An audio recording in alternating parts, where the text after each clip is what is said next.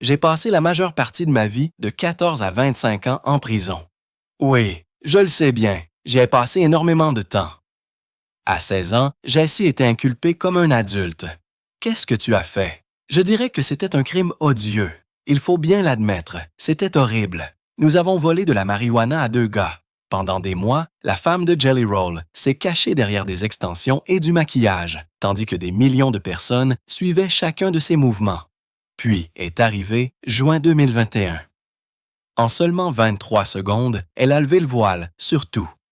La vidéo a obtenu 42 millions de vues et 8 millions de j'aime en 3 jours. Fashion Nova lui a immédiatement offert 21 000 $. Mais ce qui a vraiment choqué les gens, ce n'était pas l'argent. C'était son apparence en dessous de tout ça.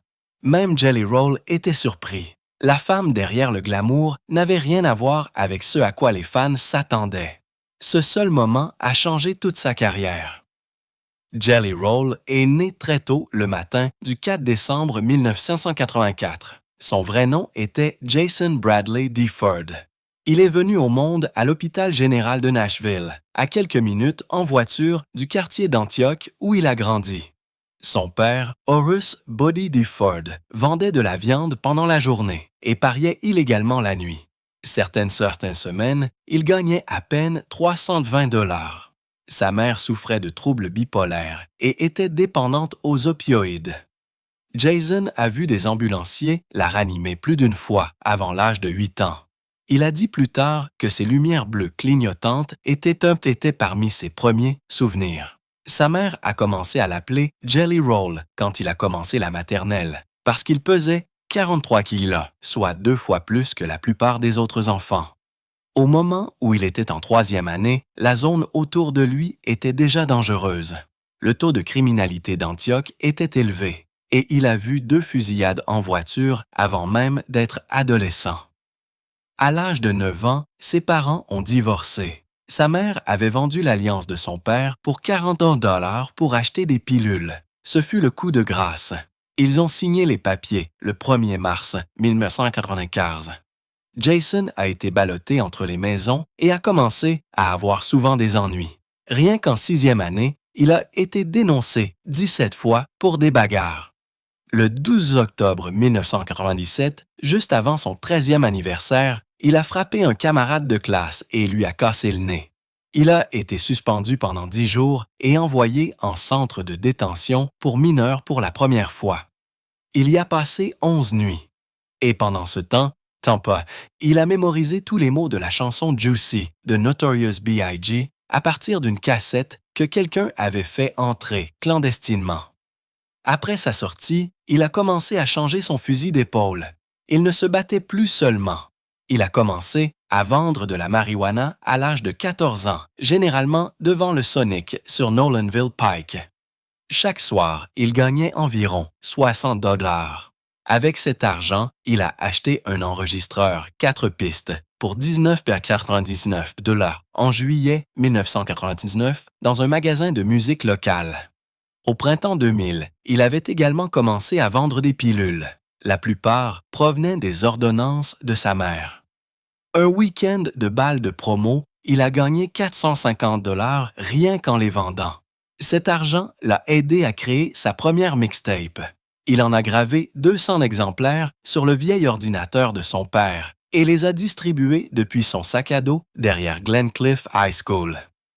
Mais les choses ont dérapé. Le 16 août 2000, alors qu'il n'avait que 15 ans, lui et 2 amis ont utilisé un revolver 38 pour voler un autre adolescent sur le parking d'une épicerie. Ils ont volé de l'herbe et 44 $ en espèces. Personne n'a été blessé, mais comme une arme a été utilisée, l'accusation est devenue vol qualifié. 6 semaines après son 16e anniversaire, il a été jugé comme un adulte. Il aurait pu écoper de 20 ans, mais il a accepté une négociation de peine. Il a fini par purger 403 jours en centre de détention pour mineurs et a écopé de 7 ans de probation. Pendant son incarcération, il a écrit sans arrêt, remplissant 8 cahiers de paroles qui deviendraient plus tard des chants en son. Il a également obtenu son GED le 3 mai 2001. Il est retourné à l'école, mais n'a tenu que 4 mois. Le 18 décembre 2001, il a été pris avec 28 pilules de Vicodin dans son casier. L'école l'a expulsé définitivement. Après cela, il s'est associé à un cousin plus âgé et a commencé à vendre de plus grandes quantités d'herbe. Ils se sont rendus à Atlanta, l'ont récupéré et l'ont ramené à Nashville. À un moment donné, il déplaçait environ 1,3 kg par semaine et gagnait 200-400 $ après les coûts. Entre février et octobre 2002, la police a arrêté Jason 3 autres fois. Une fois, un chien policier a trouvé 87 pilules cachées dans un haut-parleur de voiture. Chaque arrestation violait sa probation et sa liberté s'éloignait de plus en plus.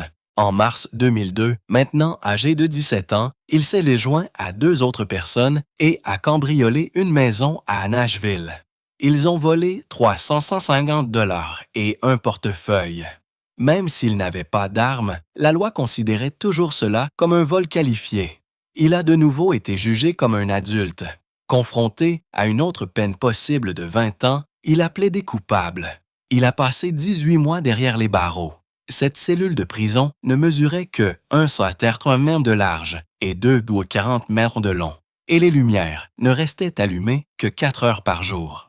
Pendant ce temps, il a réussi à nouveau le GED et a écrit environ 50 chansons qui apparaîtraient plus tard dans sa mixtape de 2005 intitulée The Plain Schmear.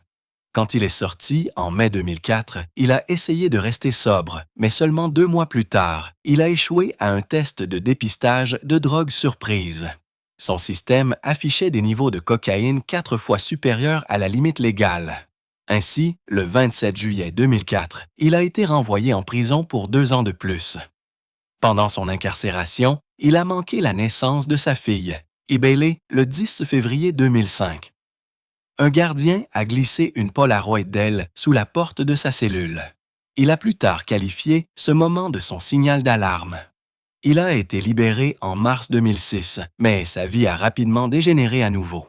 De 2006 à 2010, il a été arrêté 43 fois, soit presque 1 fois par mois. En 2007, la police a trouvé une arme sous le siège de sa voiture.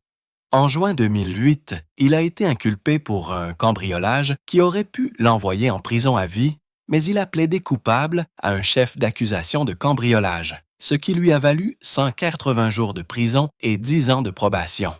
En 2009, il s'est bagarré dans un bar et a de nouveau été arrêté. À la fin de 2010, ses photos d'identité judiciaire remplissaient 92 pages dans la base de données du comté. Puis est venu l'un des moments les plus effrayants. Le 3 mai 2010, lors d'une transaction de drogue à Antioche, des policiers en civil ont tenté de l'arrêter. Au lieu de s'arrêter, il a pris la fuite dans sa Monte-Carlo 1998. Il les a conduits dans une poursuite de 10 km, roulant à plus de 150 km/h sur Murfreesboro Pike. Il a perdu le contrôle et a heurté un poteau d'éclairage. La voiture s'est retournée 2 fois. Il s'est cassé 2 côtes et s'est fracturé la clavicule. Il s'est caché pendant 11 semaines, se rétablissant dans l'appartement d'un ami pendant que les médecins lui posaient une plaque de titane dans le corps. En janvier 2012, il a manqué une réunion avec son agent de probation et cela a suffi à le renvoyer derrière les barreaux. Cette fois, il a été envoyé au complexe correctionnel du comté de Morgan. Il aurait pu y rester pendant 4 ans. Fin 2013, après une bagarre, il a passé 20 jours à l'isolement. Dans cette cellule solitaire, il a écrit sa mixtape Therapeutic Music 5 sur des blocs-notes juridiques et a enregistré des pistes brutes sur un enregistreur MP3 illégal. À peu près au même moment, il a appris que Bailey pourrait être placé en famille d'accueil parce que sa mère avait rechuté. Derrière les barreaux, il a demandé la garde et a promis de changer pour de bon. Il a dit qu'il abandonnerait la drogue et se concentrerait sur l'éducation de sa fille. Le 14 juillet 2014, il est sorti de prison, pesant 132 kg. Mais son esprit était différent maintenant à un an. En moins de 2 ans, sa musique grimpait dans les charts. En 2003, Jelly Roll n'avait que 18 ans et était enfermé en centre de détention pour mineurs à Nashville pour vol qualifié. Il était coincé à l'intérieur, mais la musique continuait de l'appeler. Il a trouvé un lecteur CD cassé, l'a démonté et l'a transformé en microphone fait maison. Les gardiens ont vu ce qu'il faisait, mais au lieu de le punir, ils ont conclu un accord. Ils pouvaient le garder s'il restait silencieux après l'extinction des feux. Ainsi, pendant 3 week-ends froids, il a enregistré 7 chansons brutes sur des disques vierges. Il a appelé le petit projet « Gambling on a White Boy ». Les autres détenus l'ont tellement aimé qu'ils ont commencé à échanger des nouilles ramen et des cartes téléphoniques, juste pour en obtenir une copie. Au moment où il est sorti, il avait vendu environ 500 CD et gagné 1200 $ de crédit à la cantine. C'est à ce moment-là que quelque chose a fait tilt en lui. Si sa musique pouvait payer du savon derrière les barreaux, peut-être qu'elle pourrait payer des couches dans le monde réel. Ce mélange de sons de banjo et de basses lourdes est devenu le début de quelque chose que personne n'avait vu venir. Quand il est sorti, en 2009, il n'avait nulle part où aller. Il s'est donc installé sur le canapé de Lil White, l'une des rares personnes qui croyaient en lui. Un soir, il a fait un freestyle de 10 minutes et sur YouTube, et DJ Paul de 36 Mafia l'a vu. Paul l'a réuni avec White et BPZ pour former un groupe appelé SNO. Ils ont enregistré à Memphis avec seulement 7 500 $ et ont sorti un album intitulé Year Round le 19 avril 2011. L'une de leurs chansons, Come Here White Girl, a explosé sur MySpace avec 250 000 écoutes au cours du premier mois. XXL l'a même qualifiée de l'une des meilleures collaborations de rappeurs blancs de tous les temps. Ils n'ont vendu qu'environ 8000 CD. Mais la tournée a tout changé. 9 spectacles dans 5 États ont donné à Jelly son premier revenu réel, 600 $ par nuit, et assez pour quitter le canapé. Paul l'a également poussé à chanter, pas seulement à rapper, lui disant que c'était son arme secrète. Jelly a suivi le conseil, et cela a commencé à façonner le style dont les fans tomberaient plus tard amoureux. La vente de t-shirts à l'extérieur du fourgon de tournée lui a rapporté 18 000 $. Et il n'a jamais oublié comment ce travail acharné lui a enseigné la valeur de l'indépendance. En 2010, Jelly était de nouveau enfermé, cette fois pour violation de sa libération conditionnelle. C'est alors qu'il a vu 2 compagnons de cellule faire une overdose d'oxycodone.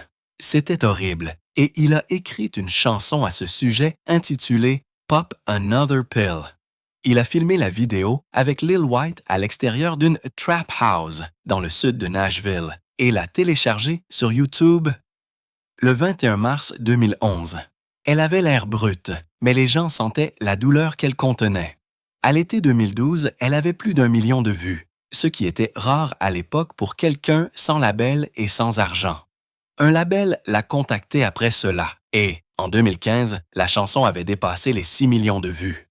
Le ministère de la Santé du Tennessee l'a même mentionné dans un rapport sur la façon dont la musique pourrait glorifier la consommation de drogue. Jelly a dit plus tard qu'il avait écrit ce refrain sur une couchette en métal en utilisant un crayon plus court que son auriculaire. Cette honnêteté brute était ce qui faisait que les gens écoutaient. En 2015, il voulait prouver qu'il n'avait pas besoin d'un label pour réussir. Il a donc dépensé 200 $, de l'argent qu'il avait obtenu en mettant des choses en gage. Et après ses 5000 exemplaires d'une mixtape intitulée Therapeutic Music 5. Lui et Struggle Jennings ont vendu les CD à l'extérieur des clubs et sur les parkings des spectacles de la tournée Warped Tour. Ils ont même distribué des clés USB contenant les chansons. En moins de 6 mois, ils ont tout vendu et ont gagné environ 50 000 $, soit 5 fois ce qu'il avait coûté à fabriquer. Un magasin de musique locale a même déclaré qu'il avait même dépassé les ventes d'ACDC d'albums de grands labels pendant une courte période. Cette mixtape a également aidé Jelly à constituer une liste de diffusion de 12 000 fans, ce qui l'a aidé plus tard à vendre tous les billets du Bridgestone Arena en 2022. Un morceau de la cassette, Russian Roulette, parlait de pensées suicidaires et contenait des guitares en acier. C'était triste mais puissant, et cela a montré au monde que sa musique n'était pas seulement du bruit, c'était une thérapie. Puis, vint le 18 mars 2016. Jelly se produisait dans un club de Memphis quand quelqu'un dans la foule, lié à une vieille rivalité de son quartier, a tiré 3 coups de feu sur la scène. Personne n'a été blessé, mais une balle a touché un haut-parleur. Jelly était secoué. Il a emmené sa famille dans un Airbnb caché à Franklin, dans le Tennessee, pour leur sécurité. Et puis, il a transformé toute cette peur en un album. En seulement 23 jours, il a enregistré Addiction Kills et l'a sorti le 4 novembre 2016. La vidéo de la chanson-titre n'a coûté que 600 $ à réaliser, mais a ensuite dépassé les 30 millions de vues. Coïncidence. Label derrière lui, l'album s'est quand même vendu à 24 000 exemplaires au cours de la première année. Après cela, Jelly a commencé à écrire des chansons avec une guitare acoustique. Il a dit qu'il voulait créer une musique qui puisse calmer une pièce, pas l'agiter. Ses coups de feu ont littéralement changé son son. En 2007, il a sorti une ballade brute intitulée « Save Me » et quelque chose de fou s'est produit. Même sans label, la chanson a dépassé 1 million de téléchargements. Les dirigeants de l'industrie musicale de Nashville étaient stupéfaits. Broken Bow Records lui a offert un contrat. Mais juste après la signature, certaines personnes du label ont eu des hésitations. Ils ne pensaient pas que les stations de radio diffuseraient des chansons d'un ancien détenu tatoué. Un dirigeant a même suggéré de lui verser 250 000 $ juste pour qu'il s'en aille. Jelly n'a pas reculé. Il a pointé du doigt ses chiffres de diffusion en continu, 30 millions d'écoutes mensuelles soit sur Spotify, et a menacé de redevenir indépendant. Pendant 87 jours, tout a été gelé. Puis la société mère est intervenue et l'a laissé sortir un nouvel EP qui a finalement été diffusé sur les ondes de la radio country. Ce moment a montré à tout le monde que Jelly n'allait laisser personne réécrire son histoire. Le 10 octobre 2020, il a sorti Self-Medicated et c'est devenu son album le mieux classé à ce jour, atteignant la 19e place du classement des meilleurs albums actuels de Billboard.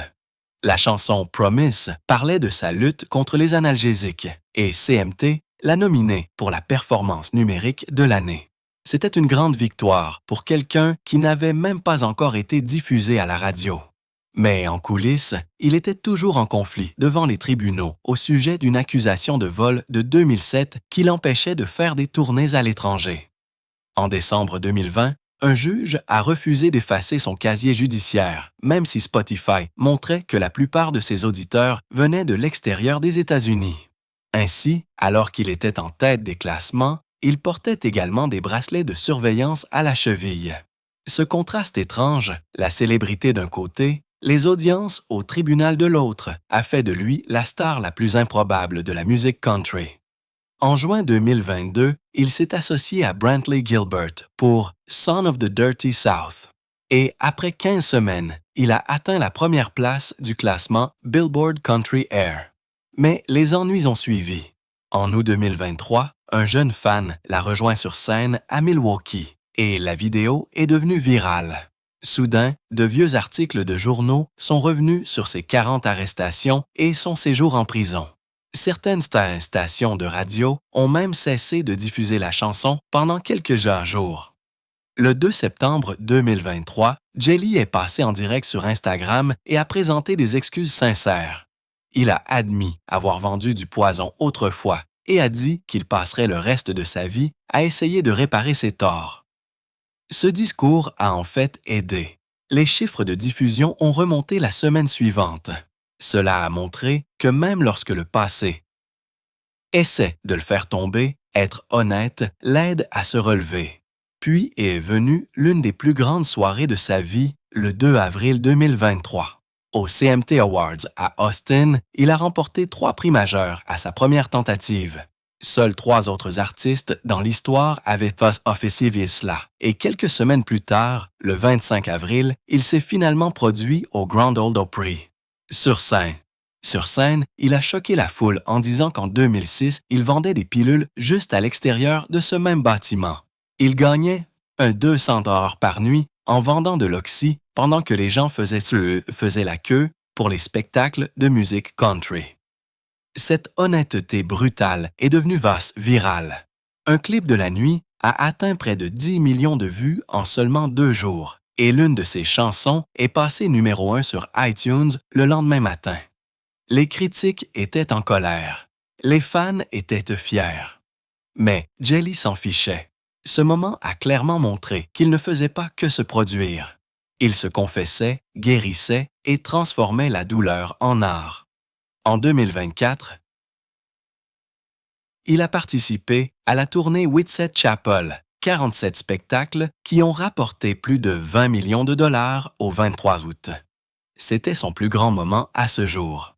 Le 17 juillet 2024, au Madison Square Garden, il s'est tenu devant près de 20 000 personnes et leur a raconté une histoire qu'il n'avait jamais racontée sur sa scène. Il a dit qu'il y a 6 ans, à la même date en 2018, il avait mis une arme dans sa bouche, prêt à en finir.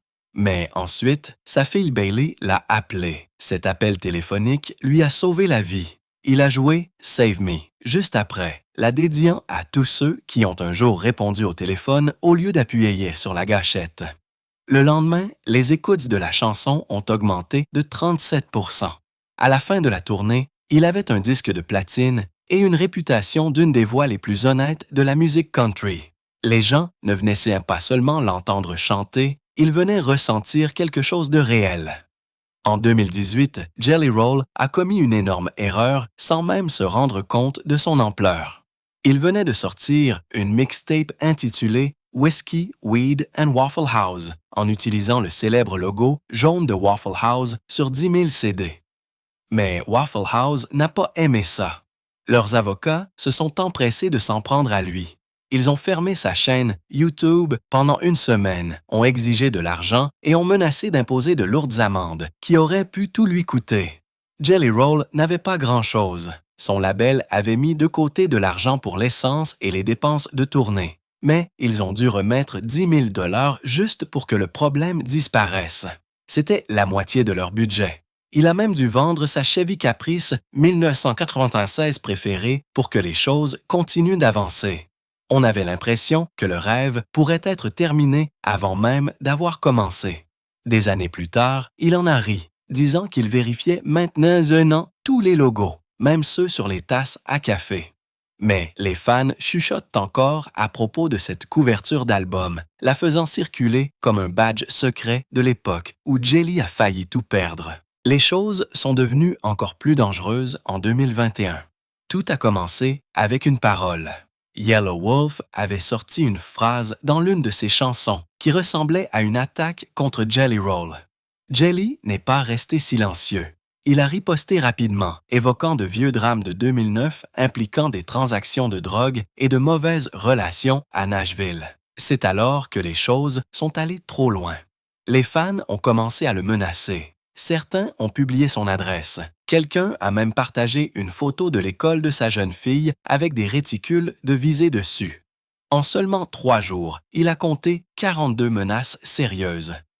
La police lui a dit d'engager des gardes du corps.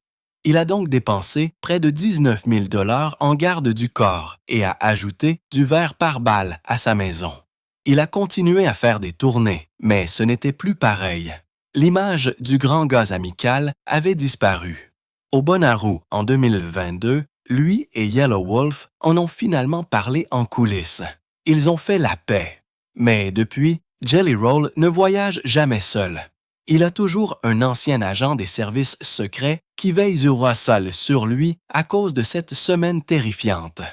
Au moment où il a obtenu une nomination aux Grammy Awards en novembre 2023, les gens pensaient que les choses étaient enfin rentrées dans l'ordre. Mais son passé est revenu en force. De vieilles photos d'identité judiciaire ont fait leur apparition en ligne. 38 arrestations de quand il était juste un enfant jusqu'à l'âge de 23 ans. Elles étaient partout. TikTok a explosé avec une vidéo le qualifiant de « industry plant », quelqu'un dont le succès est orchestré par l'industrie. Plus de 9 millions de personnes l'ont vu en 2 jours. L'un de ses plus grands sponsors s'est retiré, emportant 250 000 $ avec lui. Internet a commencé à chercher son vrai nom, Jason Difford, et le premier résultat était son casier judiciaire. Mais Jelly ne s'est pas caché. Il est allé à Good Morning America et a dit la vérité. Il a admis avoir commis un vol qualifié quand il avait 16 ans. Puis, il a promis 50 000 $ pour aider d'autres jeunes en difficulté. Les gens ont changé d'avis. Son sponsor est revenu.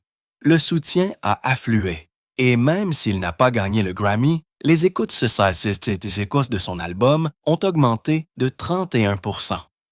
Ce qui ressemblait à un scandale a fini par sauver sa réputation.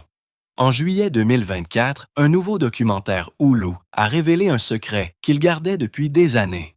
En 2015, il était fauché, vivant dans un motel bon marché avec sa femme enceinte, essayant de ne pas aller en prison. C'est alors que son manager lui a fait une offre qui a changé sa vie. Un label pop voulait lui donner une avance de 1 million de $.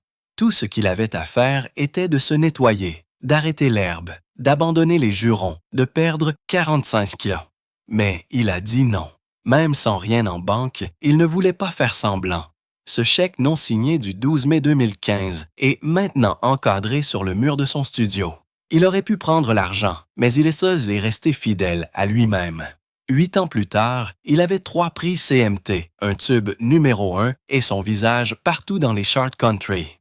Forbes a même dit qu'il avait fini par gagner 6,4 millions de $ de la bonne façon. Cette décision de rester fauché et honnête a tout changé.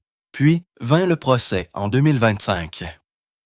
2 auteurs de Nashville ont affirmé que Jelly avait volé sa chanson à succès Need a Favor à partir de leur démo de 2019 intitulée Pray for Rain. Ils ont dit que les mélodies étaient un son à trop proche et que les paroles avaient presque la même ligne. Ils l'ont poursuivi pour un demi-million de $, mais Jelly avait une preuve que personne n'attendait. Il a partagé un vieil enregistrement de prison de 2013 où il lisait les paroles d'un cahier et rappait la même ligne, bien avant que l'autre chanson n'existe. La vidéo était brute, juste lui et une table de prison, mais elle a obtenu plus de 4 millions de vues en 2 jours. Même les experts en musique ont dit que les chansons n'étaient similaires qu'à 41 %, pas assez proches pour être considérées comme du vol. Les auteurs ont abandonné et ont retiré leur plainte le 14 août 2025. Ce clip derrière les barreaux est devenu un symbole.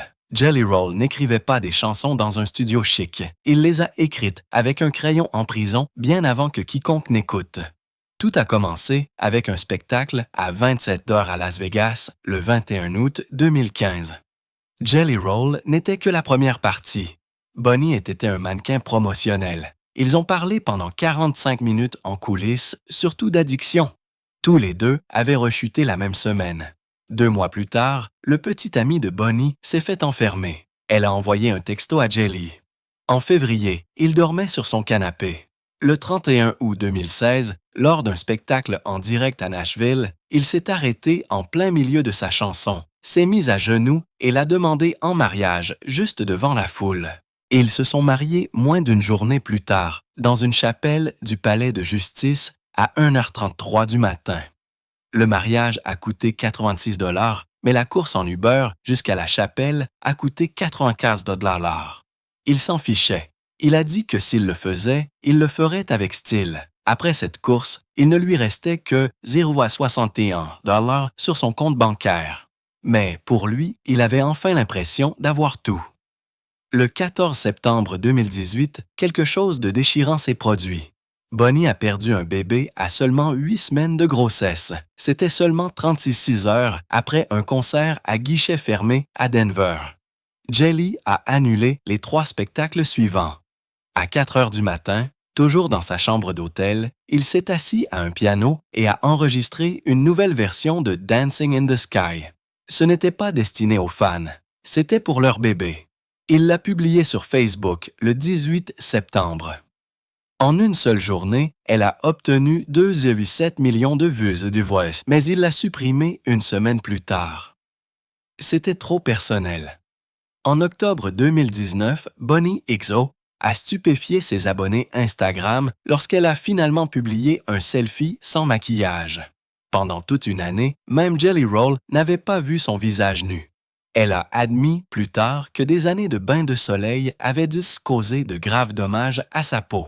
ce qui l'avait amené à dépenser 1200 $ en traitement au laser et en microblading des sourcils cet été-là. Sa publication a explosé en ligne avec un demi-million de j'aime en seulement 2 jours et des milliers de commentaires louant sa peau et ses sourcils.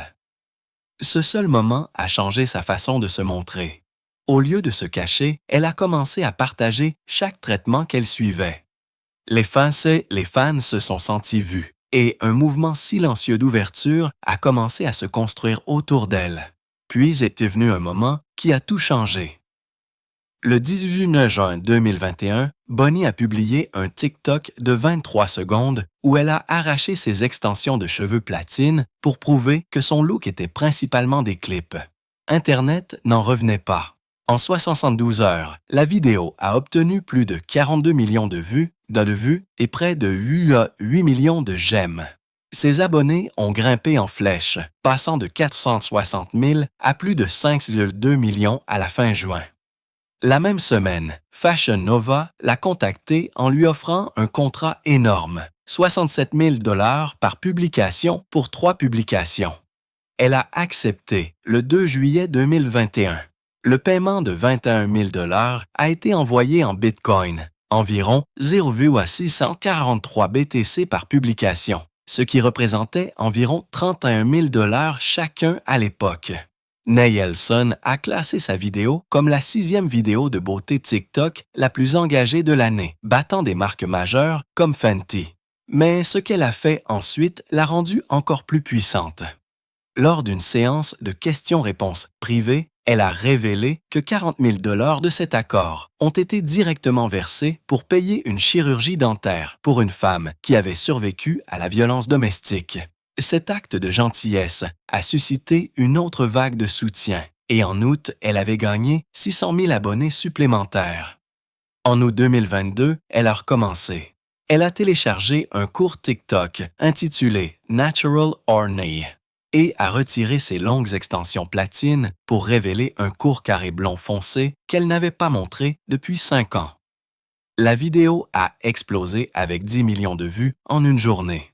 Les coiffeurs ont commencé à utiliser son clip pour parler de la façon dont les extensions peuvent être lourdes et dommageables lorsqu'elles sont portées non-stop pendant des années. Certains ont dit que le poids pouvait ajouter jusqu'à 146 kg de pression sur le cuir chevelu avec le temps. Les recherches sur TikTok pour ses vrais cheveux ont grimpé de 420 %. Et les salons ont dit qu'ils recevaient soudainement des tonnes de rendez-vous de femmes demandant des poses, des extensions collées.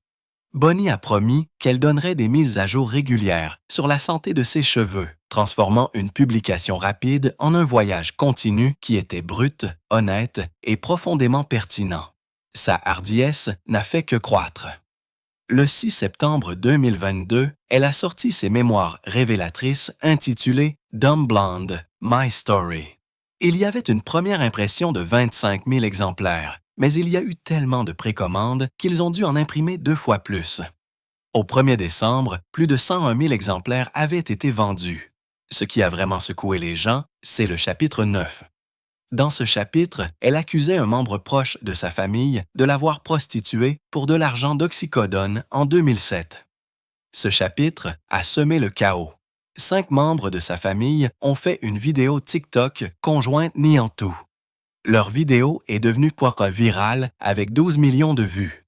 Mais au lieu de lui nuire, cela a augmenté ses ventes de 18 % cette semaine-là. Les critiques d'Amazon étaient mitigées, la plupart louant le livre, mais certains le qualifiant de diffamatoire. Malgré le contre-coup, le livre a atteint la 3e place de la liste des non-fictions du New York Times pendant 2 semaines. Dans une interview, Bonnie a dit qu'elle avait gagné près de 487 000 $ en redevances nettes en seulement 4 mois. Elle a utilisé 30 000 $ de ce montant pour payer des bourses de vie sobre, disant qu'elle voulait que chaque cicatrice dans ce livre aide quelqu'un d'autre à guérir. En mai 2024, Bonnie a partagé un autre côté brut d'elle-même. Elle a publié des selfies sans maquillage après avoir subi un traitement au laser pour la peau appelé Fraxel et avoir obtenu des injections aux joues. Elle a énuméré tous les détails, Le coût était de 750 $ pour le laser et de 575 $ pour le produit de comblement. Mais elle s'est aussi ouverte sur quelque chose de plus profond. Elle a partagé comment un ex violent l'avait laissée avec une dysmorphie corporelle et comment elle avait encore parfois des crises de panique juste en se regardant dans le miroir. Ce niveau d'honnêteté a touché une corde sensible. La publication a obtenu plus de 300 000 j'aime et 25 000 sauvegardes.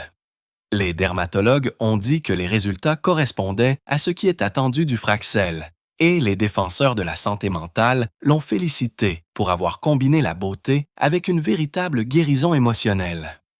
Son histoire a mené à une augmentation de 38% du nombre de personnes utilisant les hashtags de soins de la peau et de thérapie ce mois-là. Puis est venu le 12 février 2024. Une ancienne membre de la Glam Team nommée Lauren a poursuivi Bonnie, affirmant qu'elle l'avait faussement accusée sur un podcast d'avoir volé 8 700 $ de produits de beauté. Bonnie n'a pas reculé. Elle a contre-attaqué et a présenté des images de caméras de sécurité. Le 9 septembre 2024, le tribunal a rejeté la poursuite et a même ordonné à Lauren de payer les frais juridiques de Bonnie, soit plus de 18 000 $. Le lendemain, Bonnie a sorti une nouvelle ligne de produits dérivés. Elle l'a appelée Sue Me, avec des sweats à capuche à lettres roses imprimées sur des images des documents du tribunal. Ils se sont vendus comme des petits pains. En un seul week-end, 21 sweats à capuche ont été vendus, ce qui représente environ 136 000 $. Après les coûts, elle a fait don de 50 000 $ à un groupe national aidant les survivants d'abus. Elle a affiché le reçu pour ses 7 millions d'abonnés à voir. Le hashtag #LegalBlonde est devenu viral, se classant au 2e rang sur X pendant 6 heures consécutives. Pendant ce temps, les propres abonnés TikTok de Lauren ont chuté de 38 000 la même semaine, prouvant que le fait d'essayer de rabaisser quelqu'un ne se déroule pas toujours comme vous.